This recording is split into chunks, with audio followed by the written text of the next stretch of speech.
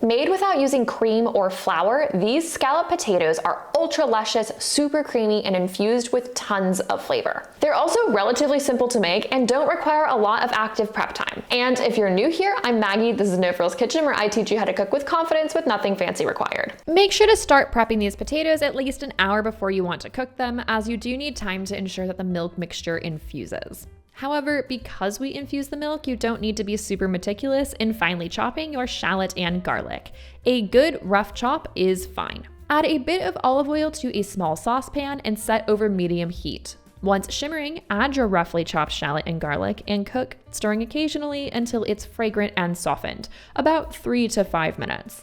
Then add in a few sprigs of fresh thyme, some freshly grated nutmeg, and a bit of white miso paste. The miso paste adds a cheesy umami quality that really amplifies the flavor of the potatoes. Cook this for about 30 seconds, just until fragrant, before pouring over a can of evaporated milk. Much like in my mac and cheese recipe, the evaporated milk aids in a richly creamy sauce without the added heaviness and fat content of cream. There is more protein in evaporated milk than in regular milk, and this allows for a very rich sauce, especially as it mixes with the starch of the potatoes. Bring the milk mixture to a simmer and then take it off the heat.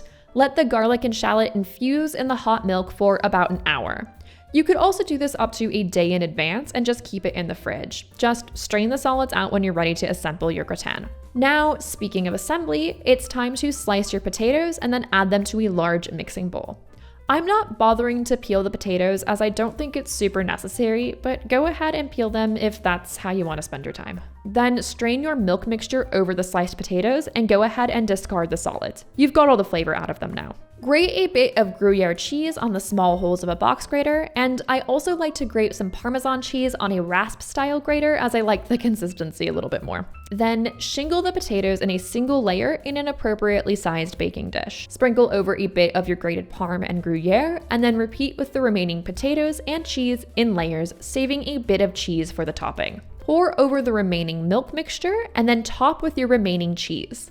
Cover the dish tightly with foil and then bake in a 190°C or 375°F oven for about 30 minutes before removing the foil. Return to the oven and bake until the potatoes are golden and bubbling and crisp on the top, about 15 minutes longer. Go ahead and let them cool for at least 5 minutes before serving. This is the hardest part. And if you liked this recipe, make sure to hit the subscribe button so you don't miss my next videos. Enjoy!